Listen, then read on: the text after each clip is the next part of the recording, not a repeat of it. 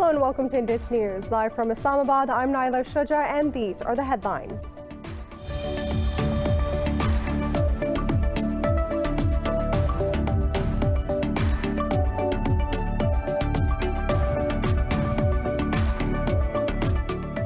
In Indonesia, the death toll from a 6.2 magnitude earthquake that rocked the central Sulawesi island has risen to 35. The local disaster mitigation agency says hundreds of others have been injured. The United States Geological Survey says that the epicenter was in West Sulawesi province at the depth of 18 kilometers.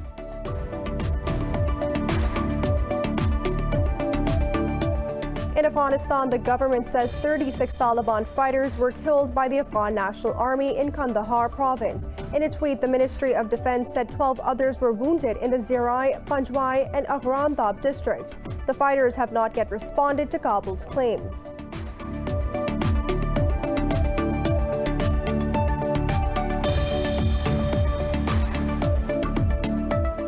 North Korea has displayed a new submarine-launched ballistic missile at a parade in Pyongyang's Kim Il-sung Square. State media said that the missiles were the world's most powerful weapon and showed the might of the armed forces. Supreme Leader Kim Jong-un oversaw the parade.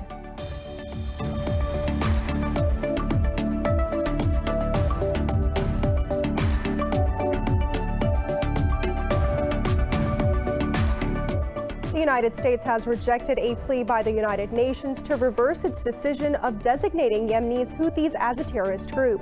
U.S. Deputy Ambassador to the United Nations Richard Mills told the Security Council the move was a right step in the right direction. He said that the designation will advance Yemen's political process.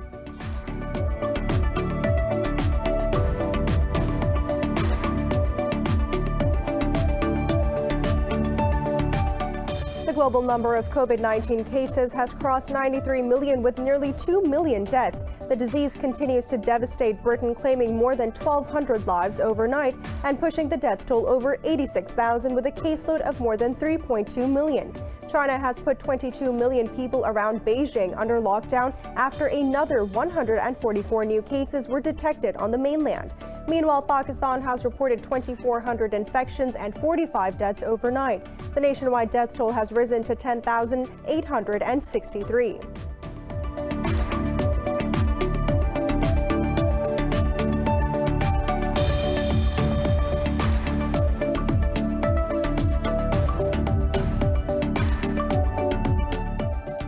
And in football, Atletico Bilbao beat Real Madrid 2-1, knocking the holders out of the Spanish Super Cup. Bilbao's forward Raul Garcia scored twice to set up a final against Barcelona.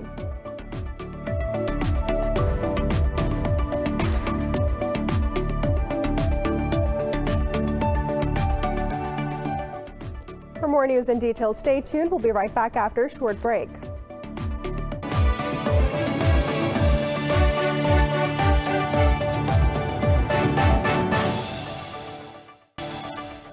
Welcome back. In Indonesia, the death toll from a 6.2 magnitude earthquake that rocked central Sulawesi island has risen to 34. The local disaster mitigation agency says hundreds of others have been injured. The United States Geological Survey said that the epicenter was in West Sulawesi province at the depth of 18 kilometers, while local officials say the quake leveled a hospital and severely damaged other buildings. They said nearly 15,000 people have been displaced. A search and rescue operation is underway.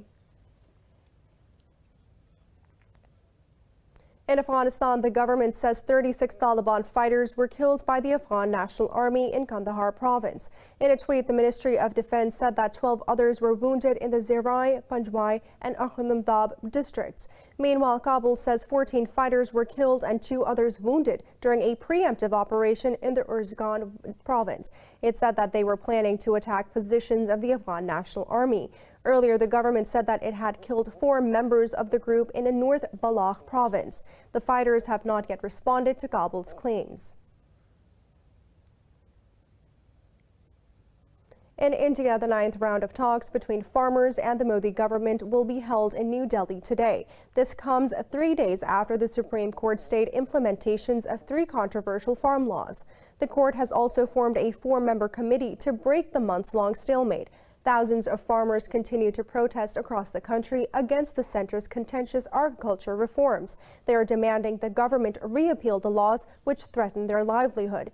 Meanwhile, in Delhi, opposition leader Rahul Gandhi will also lead a protest march in support of the farmers today. Earlier, farmers in the Punjab, Haryana, and Delhi burnt copies of the laws and chanted slogans against the government. Islamabad says that the world has vindicated Pakistan's stance on the rights of violations in the Indian-occupied Jammu and Kashmir. In a statement, Foreign Minister Shah Mahmood Qureshi said British parliamentarians say India has snatched the basic rights of Kashmiris. The foreign minister noted that a debate has started in the British Parliament against Indian atrocities. He said that the international community has started breaking its silence on the issue. Qureshi said that Kashmiris await voices against Indian atrocities from all democratic platforms across the world. Earlier, United Kingdom Minister for Asia, Nigel Adams, said that the situation in Kashmir is of great concern and asked India to lift all restrictions in the valley. In the Democratic Republic of Congo, at least 56 people have been killed in a suspected militant attack on a village in the Imru territory. Ituri Interior Minister Adijo Gidi says security forces have been dispatched to probe the incident. He claimed that the Uganda-based Allied Democratic Forces were responsible for the attack. Meanwhile, an army spokesperson said that the troops were recovering bodies after the latest violence. Earlier over the weekend, unidentified attackers killed at least 6 rangers in an ambush in the eastern Virunga National Park. Congo's eastern borderlands with Uganda, Rwanda, and Burundi are home to over 100 different militias, remnants of brutal civil wars. North Korea has displayed a new type of submarine-launched ballistic missile at a parade in Pyongyang's Kim Il-sung Square. State media said that the missiles were the world's most powerful weapon and show the might of the armed forces. Supreme Leader Kim Jong-un oversaw the parade held days from the United States President-elect Joe Biden's inauguration. The launch also follows a rare political meeting where Kim decreed that the United States as his country's biggest enemy. He pledged to boost the country's military might despite multiple sanctions. In Greece, the parliament has approved the purchase of 18 Rafale jets from France for over $3 billion. The deal is due to be signed by the Greek and French defense ministers later this month. Athens says that the agreement is for 6 new and 12 used Rafale jets. It says that the first deliveries are expected to arrive in Greece during the first half of this year. Meanwhile, the parliament is also expected to vote next week on a bill to extend Greece's territorial waters in the Ionian Sea. Athens plans to beef up its military capability amid a dispute with neighboring Turkey over energy resources in the Mediterranean. The United States has rejected a plea by the United Nations to reverse its decision of designating Yemen's Houthis as a terrorist group. U.S. Deputy Ambassador to the United Nations Richard Mills told the Security Council that the move is a step in the right direction. He said that the designation will advance Yemen's political process. Mills said that the United States will consider humanitarian consequences of the designation and will take steps to reduce the impact on aid deliveries and commercial imports. The designation also comes into effect on the 19th of January, the last full day of President Donald Trump's administration.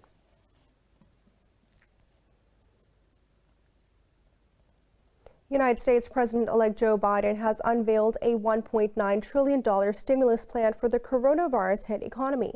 If passed by the Congress, the package will include $1 trillion for households with direct payments of $1,400 to all Americans. The relief proposal includes $415 billion to fight the virus and $440 billion for small businesses. Supplemental unemployment insurance will also increase to $400 a week and will also be extended to September.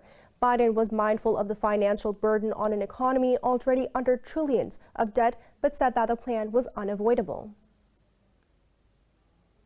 I know what I just described does not come cheaply, but failure to do so will cost us dearly.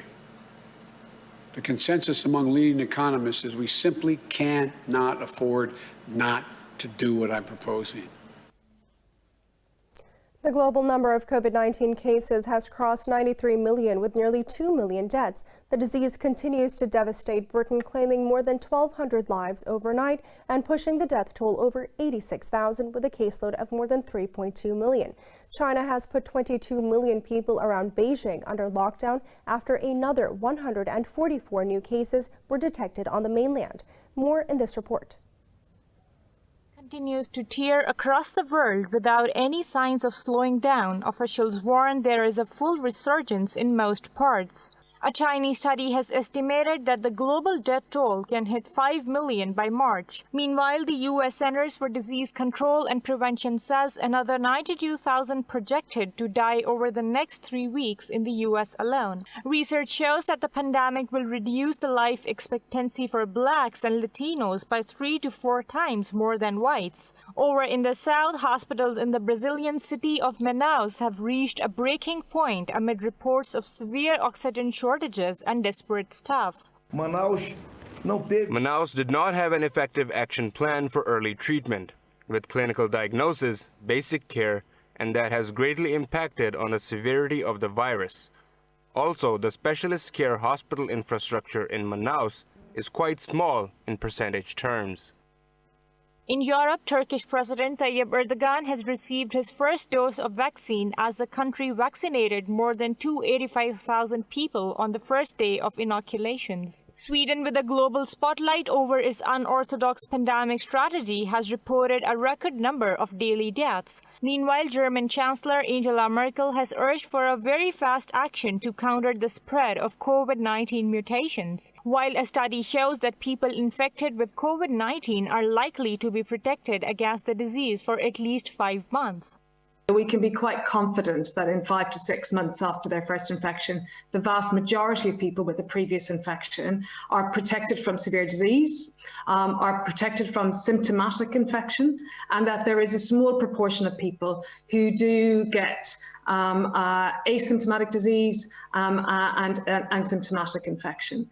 Cases are also rising in Arab countries as Iraq, Palestine, Kuwait, and Qatar announced more infections and fatalities, while Australia has recorded the second straight day of 0 cases, helped by tougher restrictions on public movement and internal borders. In Pakistan, 45 people have lost their lives to COVID-19 over the past 24 hours. This takes the country's death toll to 10,863. Health officials reported 2,417 new infections overnight. Meanwhile, there are more than 34,000 active COVID-19 cases across the country. The health ministry says out of over 514,000 countrywide cases, more than 469,000 people have recovered. Meanwhile, the federal government has decided to delay the reopening of primary schools by 2 more weeks. But the Education Minister, Shafkat Mahmood, says that the students of grades 9 through 12 will start on-campus classes from the 18th of January.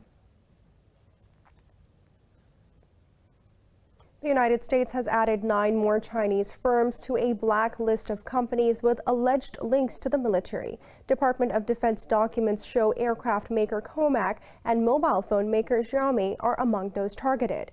In a statement, Pentagon said that it is determined to counter China's military civil fusion development strategy. It said that the United States government will continue to update the list with additional entities as appropriate. The companies will be subject to a new United States ban, which forces Americans to divest their holdings of the firms by November. Meanwhile, Washington also added China's state-owned oil company to an economic blacklist over the South China Sea. In the United States, security measures have been further boosted around the Capitol ahead of President-elect Joe Biden's inauguration. More fences have been set up and avenues in the vicinity are fully blocked off. Over 20,000 National Guard troops will also be deployed on the inauguration day amid threats of attacks from pro-Trump supporters. The city is also placed under an emergency until the 24th of January. Meanwhile, following the riots, Congress has called on the Pentagon to police troops for white extremism. It has also demanded a probe to determine the extent to which white supremacist ideology has infected the military ranks.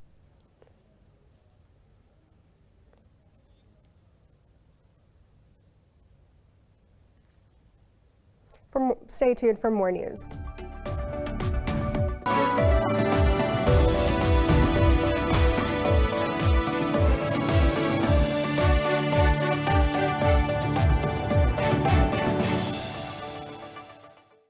Welcome back. In Indonesia, investigators have successfully recovered data from a flight recorder of the jet that slammed into the Java Sea on Saturday, killing all 62 people aboard. Committee head Sirajanto Tahahono says that the data is now being investigated. The National Transportation Safety Committee says that the recorder has 330 parameters and all are in good condition. The recorder holds information about the speed, altitude, and direction of the plane while it crashed. A rescue party has worked for days trying to salvage human remains and wreckage from the Sriwijaya Air Boeing 737. More than 3,000 people are taking part in the recovery effort, assisted by dozens of boats and helicopters. A painting of comic book hero Tintin has been sold at a Paris auction for $3.86 million. The Art Curial auction house says that the artwork was kept folded in a drawer for years. The painting is a work of Belgian illustrator Georges Remy, known as his nom de plume Heraj, who was known as the author of the Tintin comic books and died in 1983. The buyer was a private collector whom the auction house did not identify. The price exceeded the top end of the estimate set by the auctioneers of $3.4 million. The painting in ink, watercolor, and gouache still bears the marks where it was folded. In Australia, a racing pigeon made an extraordinary trip nearly 13,000 kilometers across the Pacific Ocean to find a new home. But Australian authorities are considering putting down the bird over a biosecurity risk to poultry and wildlife. Nevertheless, a trip back to the United States is also on the cards. Let's have a look in this report. Melbourne resident Kevin Selly Bird found a pigeon in his garden on Boxing Day. He discovered by the tag on its leg that the bird was registered with an owner in the U.S. state of Alabama. I came out, I managed to pick it up, got the details and rang up a local pigeon club. And they came back with, doesn't show up as anything we've got. So I Googled it and it showed up that it's American Racing Pigeon Union, and it's registered to someone in Montgomery, Alabama. It was not clear how the bird, last spotted in a pigeon race in the state of Oregon on October 29th, managed to make more than 13,000-kilometer journey across the Pacific Ocean. Authorities say an investigation has begun to find the authenticity of the U.S. tag, as it was unlikely the bird flew to Australia without hitchhiking on a cargo vessel. I'd say it's had a pretty big, strong wind, blown it off course out to sea, it's got onto a ship and has eventually found its way here in Australia. They are also looking at options to manage the biosecurity risks, and this may include moving the bird back to the United States. The pigeon, named Joe after President-elect Joe Biden, has gained popularity on social media. Many are tweeting with the hashtag Joe the Pigeon, demanding its safe return to the United States. Australia has strict quarantine regulations to bring live animals or birds into the country to prevent diseases from spreading on the arid continent. But if Joe has come in a way that has not met our strict biosecurity measures, then bad luck, Joe. Either fly home or face the consequences. In 2015, Hollywood star Johnny Depp and his then-wife Amber Heard were also charged with illegally bringing their Yorkshire Terriers Pistol and Boo into Australia. Magicians from around the globe will celebrate the centenary of sawing people in half on the 17th of January. Illusionists will get together online to reveal in the success of the landmark technique. More in this report.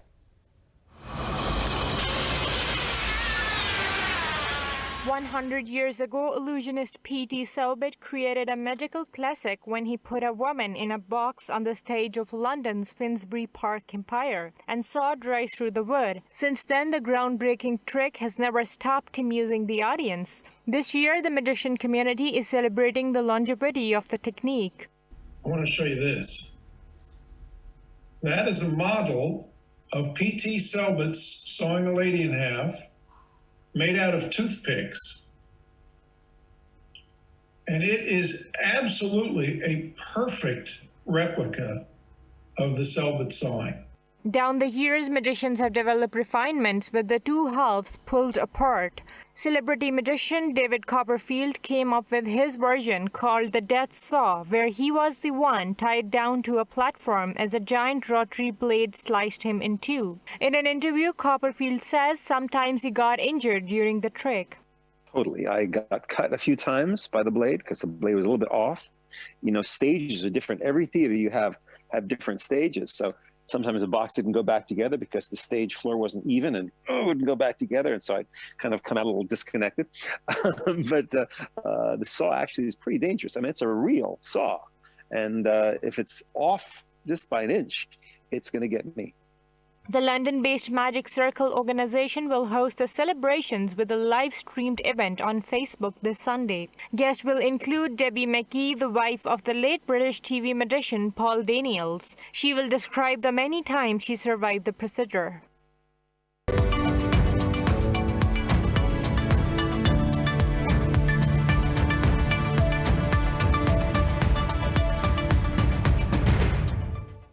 All European markets are trading in negative territory over the resurgence of COVID-19 in China and spiking infections in the region. The surge has dampened the positive sentiment generated by the United States President-elect Joe Biden's $1.9 trillion stimulus plan.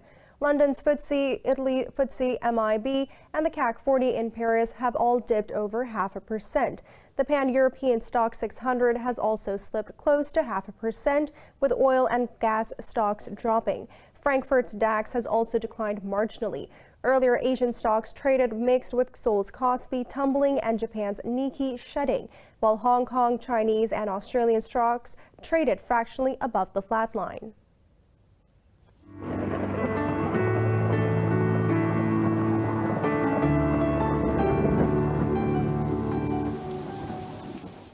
It's now time to take a look at the weather around the world.